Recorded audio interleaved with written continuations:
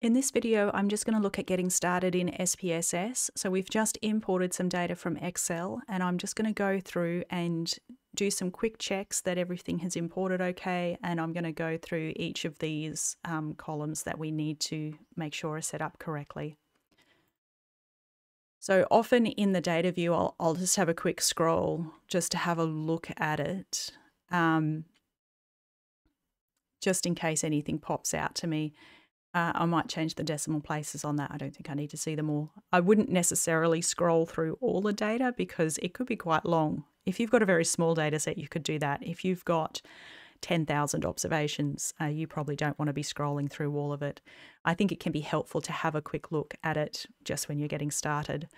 So you'll notice at the top here, we've got a little symbol for what type of variable SPSS thinks each of these is, and it's probably done an okay job.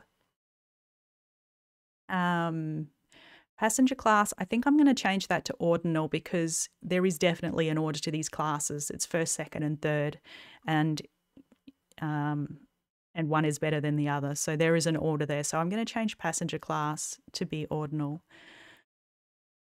Survived can stay as nominal. That's fine. Let's have a look through. So siblings and spouses, parents and children. Now it has coded these as nominal, but I'm actually going to convert them to scale because these are numbers that have a meaning. This is not a category. One actually means one person. So even though they're very low numbers and they kind of look like categories, just for the time being, I'm going to have them as scale, even if I decided in the end to treat them as ordinal categories or treat them slightly differently. I'm actually probably not going to use these at all, but just for the sake of argument, I'm going to change those because they're numbers which have a meaning. The ticket name, I don't care about. The fare, that's scale. So maybe with both of these, I'll change the decimal places. So I'm assuming that you have seen SPSS before. If you want a complete introduction to SPSS, then maybe I'll link to a very old video or let me know in the comments. So I'm just going to take those decimal places out. It hasn't deleted any. It doesn't actually go through and truncate any of the numbers. You can get them back, but I just don't feel the need to look at them for now. Cabin, I don't care about. Embarked, I don't care about. Boat, don't care about. So the rest of these, I don't think I'm really that interested in. I will point out one thing just while I'm looking at it, and that's the difference in missing data between this variable and this variable. So when you have missing data for scale data, or even for nominal and ordinal data where it's coded as numbers, if it's missing, you'll get a little dot, and that means the cell is empty. I'll probably do a separate video on missing data, but just so that you can see it. When you have a string variable, you'll notice that there's no dot, it's just blank. So it actually gets treated a tiny bit differently in SPSS if it's blank as opposed to missing. This is not really going to be very important to us because we're not using these string variables. So string means there's characters or letters as opposed to a number. But I just thought I would point that out. That's why sometimes you have it completely blank and sometimes you get the little dot, and that'll be based on what type of variable it is. So I think that's all fine.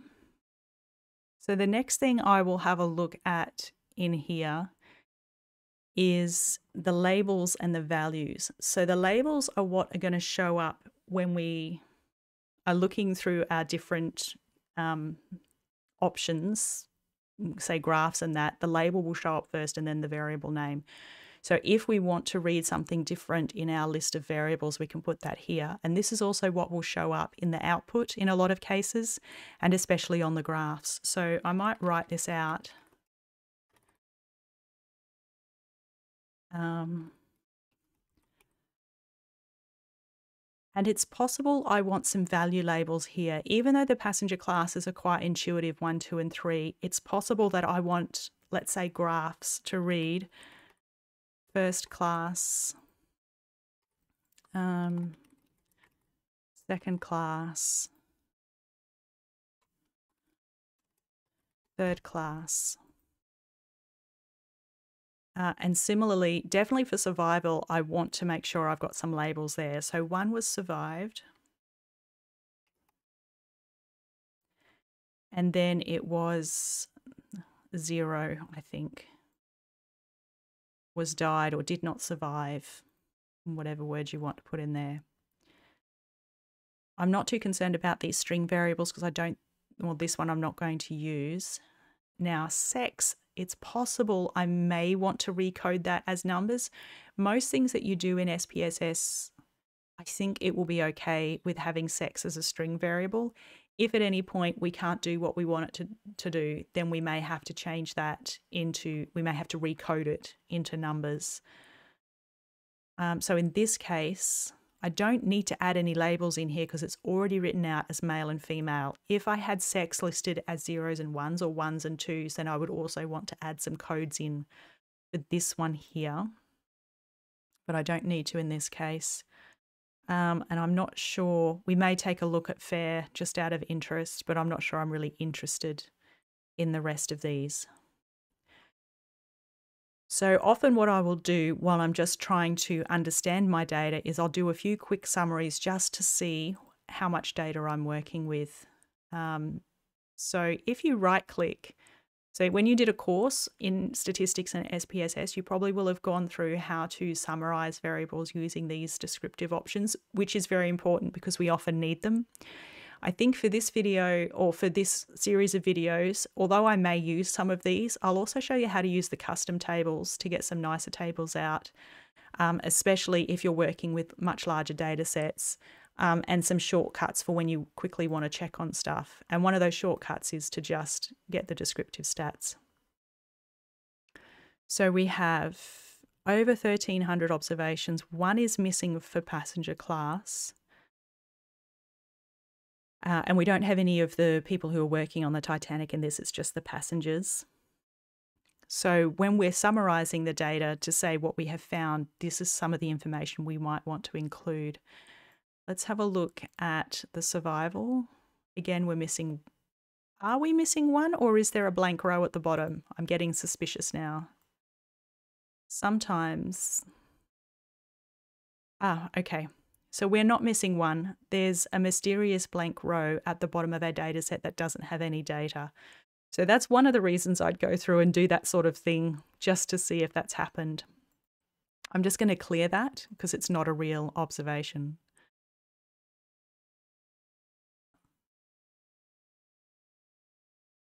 Okay, 1,309.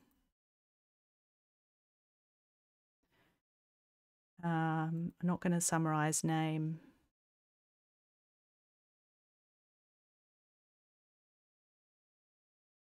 So there's no missing data for any of these.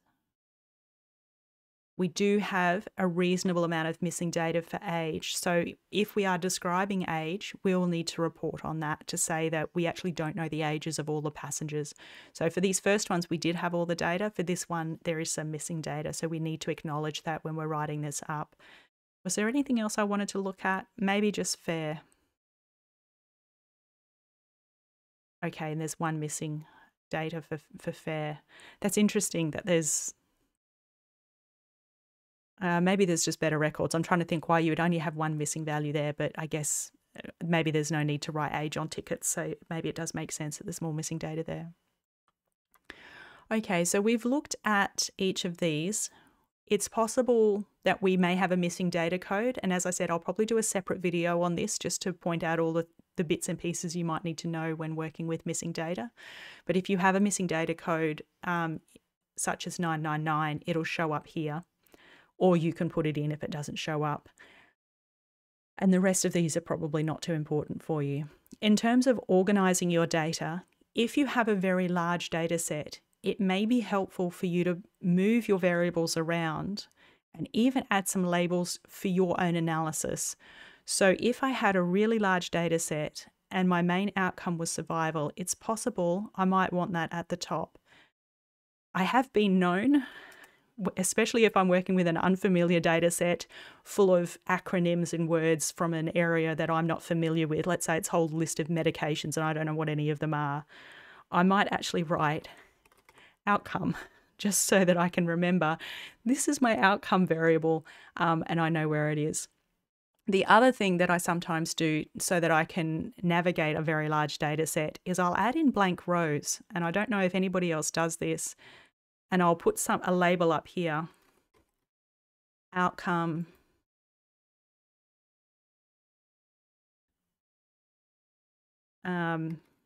comparison. Maybe I'm going to move name out the way because I don't really need that. And then perhaps I'm going to just put in demographics. And if I do have a list of variables, I think you used to be able to hide variables in SPSS, but I don't think you can do that anymore. I have been known to either just create a new set of the data, but I don't like doing that just in case I want to go back, although you can remerge files. It can be a pain. If it's just a few variables, I'm probably not going to need. So I might need fair because I might look at that, but the rest of these were all string variables that I don't want. I may actually just leave them in there, put them all at the bottom and just say not used. So just to remind myself, I probably don't need these variables, but I'm going to keep them here just in case. Now, having put these, I wish I could color these just to make it really pop to help when I'm looking at it.